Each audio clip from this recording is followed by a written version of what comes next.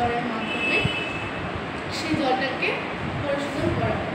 সেই কন্টেনার থেকে আমরা আরেকটি পাইপের মাধ্যমে আরেকটি কন্টেনারে নিয়ে যাব, যার মধ্যে আমরা ফিটকারি ও ব্লিচিং পাউডার দিয়ে সেই জলটাকে পরিশোধন করবো, যাতে আমরা সেই জলটাকে বিভিন্ন কাজে ব্যবহার করতে পারি। যেমন আমরা এই জলটাকে পানও করতে পারবো, আবার কৃষিক্ষেত্রে, কিচেন গার্ডেনে ইত্যাদি কাজে আমরা